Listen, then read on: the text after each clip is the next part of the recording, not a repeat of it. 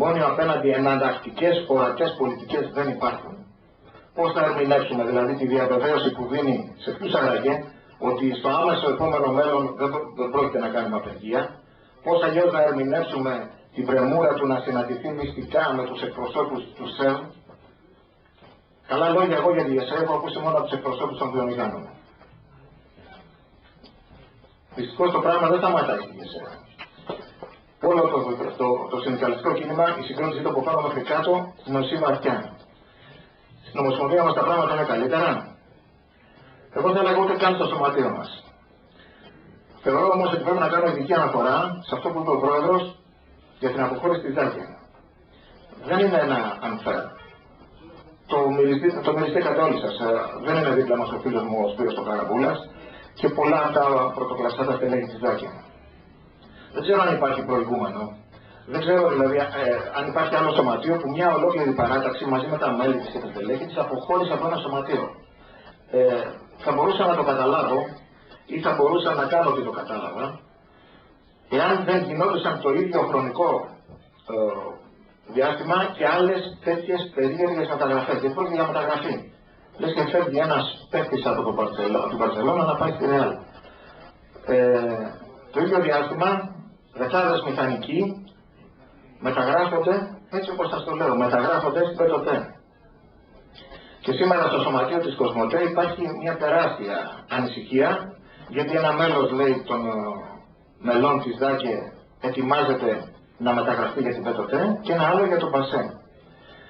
Και εμείς μαλλιάζει η γλώσσα μας εδώ και 6-7 χρόνια να μιλάμε για την ανάγκη ενότητας στο συνδικαλιστικό κίνημα, για την ανάγκη ύπαρξης ενός σωματείου, για την ανάγκη ύπαρξης μιας ομοσπονδίας τηλεπικοινωνιών που να συμπεριλαμβάνει στους κόλπους τους τα σωματεία όλων των εταιριών που δραστηριοποιούνται στις τηλεπικοινωνίες. Την ίδια στιγμή που όλα τα σωματεία και η Ομοσπονδία έχουν συνεδριακές αποφάσεις για αυτή την κατεύθυνση, απεργάζονται σενάρια περαιτέρω αποδυνάμωσης του συνδικαλιστικού κινήματος μέσω πολλαπλών διασπάσεων. Στην αρχή λέγανε και λέγαν ψέματα ότι θέλουν ένα σωματείο τεχνικών και ένα διοικητικών. Είναι πλέον σαφές ότι θέλουν ένα πράσινο και ένα μπλε σωματείο. Ο καθένας μπορεί να παίζει τα παιχνίδια του παραταξιακά, κομματικά, σωματιακά. Ο καθένας μπορεί να παίζει παιχνίδια για την καρέκλα του.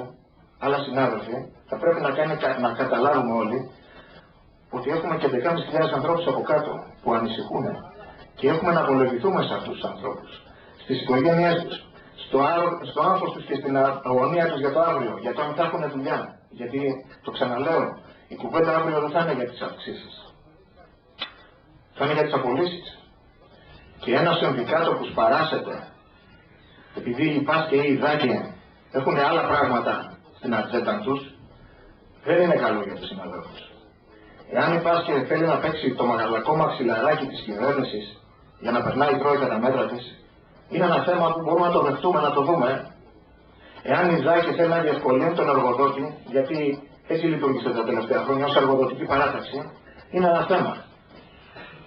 Αλλά αν θα φτάσουμε σε δύο ομοσπονδίες στον ΟΤΕ, όπου η μία θα διεγκονίζεται με την άλλη για το ποιος θα υπογράψει συλλογική σύμβαση, τότε αυτό είναι καταστροφή για τους εργαζόμενους. Το μοντέλο έχει λειτουργήσει κι αλλού. Θα φτιάξουμε μία πράσινη, μία μπλε και μία κόκκινη ομοσπονδία. Αλλά τα αποτελέσματα θα είναι καταστροφικά για όλους. Μπορεί να αλλάξει αυτό το πράγμα? Εγώ λέω με τις υπάρχουσες υποδομές και με το συγκεκριμένο όπως εκφράζεται συσχετισμό δυνάμεων, είναι πραγματικά δύσκολο. Δεν βλέπω δηλαδή με ποιο τρόπο άνθρωποι που είναι γατσωμένοι σε κάποιες καρέκλες, σε κάποιες αποδοχές, σε κάποιες διευκολύνσεις, οποιοδήποτε τρόπο, θα πρέπει να τις παραχωρήσουν αυτές για να προσχωρήσουν στη λογική ενός συνδικάτου αυτόνομου από εργοδοσία, κυβέρνηση και κόμματα, το οποίο θα έχει στην ατζέντα του τα συμφέροντα του συναδέλφου και μόνο. Έχω σοβαρές επιφυλάξεις αν μπορεί να γίνει αυτό. Παρ' όλα αυτά, αυτός είναι ο τρόπος. Και αυτόν τον τρόπο, αυτό το πράγμα δεν μπορεί να το επιβληθεί από πάνω, αλλά από τα κάτω. Με την αλλαγή των συσχετισμών δυνάμεων. Με την καθημερινή πίεση του εργαζόμενου στους συνδικαλιστικούς εκπροσώπους. Τι κάνετε, ρε συνάδελφοι, εκεί πάνω, το χρωστάτε να μας το λέτε κάθε μέρα. Αν υπογράψαμε σύμβαση για τα κίνητρα ή για τον ΟΠΑΚΕ, εσείς έχετε το χρέος και το δικαίωμα και την υποχρέωση να μας πείτε το γιατί, την ώρα που τρέχουν απολύσεις. την ώρα που δεν έχετε υπογράψει συλλογική σύμβαση που να διασφαλίζει τίποτα. Εκείνο που σας έμενε ήταν να υπογράψετε τα κίνητρα. Τα κίνητρα, η παράταξή μου, η αγωνιστική συνεργασία, εδώ και 15 χρόνια με συνέπεια τα καταψηφίσει.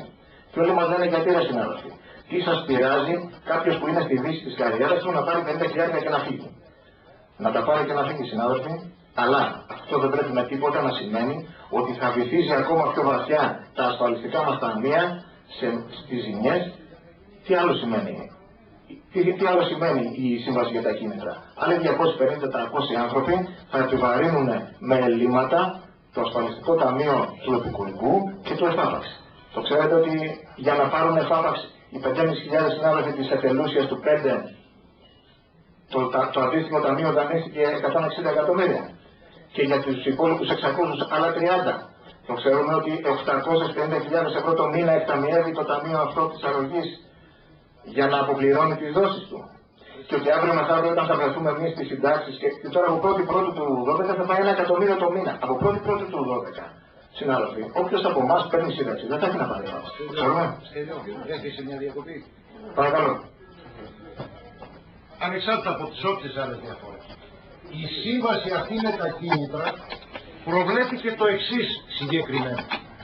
Φεύγει ο Στέλιος που έχει 32 χρόνια ασφάλιση.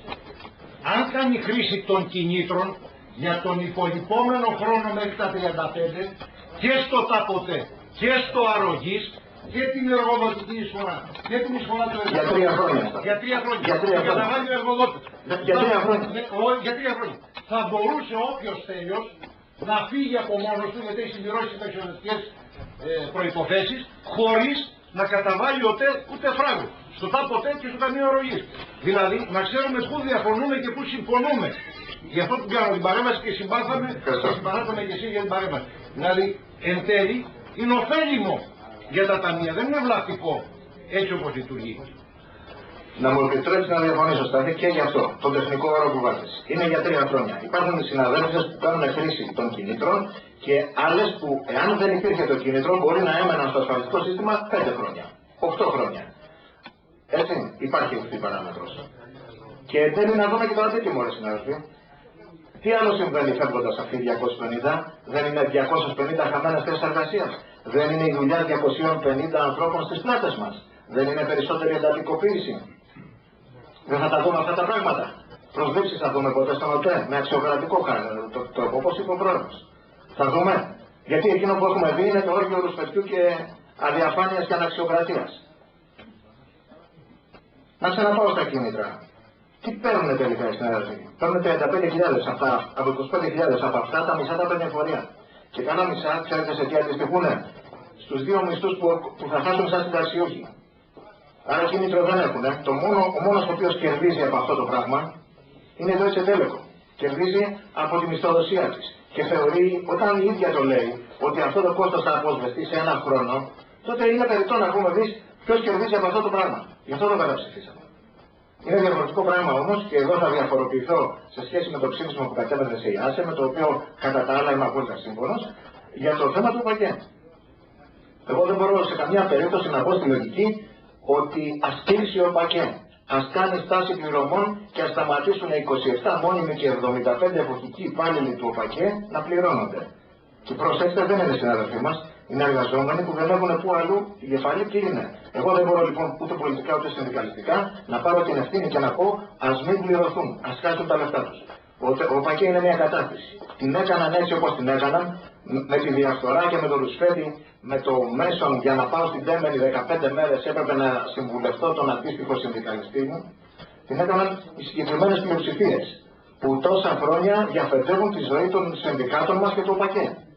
Αυτό τι σημαίνει? Ότι θα την παραχωρήσω με τέτοια ευκολία στους Γερμανούς, γιατί το 2012 το είπε και ο πρόεδρος, έτσι, θα το πάρουν οι Γερμανοί. Είναι προφανές. Αυτό τι σημαίνει? Ότι σήμερα εγώ θα καταψηφίσω την χρηματοδότηση του ΟΠΑΚΕ και θα διεκδικήσω για λογαριασμό κοινός άραγε να μην πληρωθούν τους μισθούς τους οι εργαζόμενοι. Συνάδελφοι, να κλείσω. Θεωρώ ότι δεν έχουμε τίποτα άλλο να κάνουμε παρά να μείνουμε δίπλα στο συνδικάτο μας, πιέζοντας το όμως σε όλες τις μορφές και τις κατευθύνσεις να αλλάξει η ρότα. Αυτά τα συνδικάτα, όσο είναι κυβερνητικά και εργοδοτικά, όσο το μόνο που τους νοιάζει είναι να αφήσουν στο απειρόβλητο ή την κυβερνητική πολιτική ή τον εργοδότη, δεν έχουν μέλλον. Η δική μας παρουσία και η δική μας ενόχληση προς τους συνδικαλιστές και προς το συνδικαλιστικό κύμα συνολικά είναι εκείνη που μπορεί να αλλάξει τα πράγματα. Να είστε καλά, σας ευχαριστώ που με ακούσατε και καλούς αγώνες.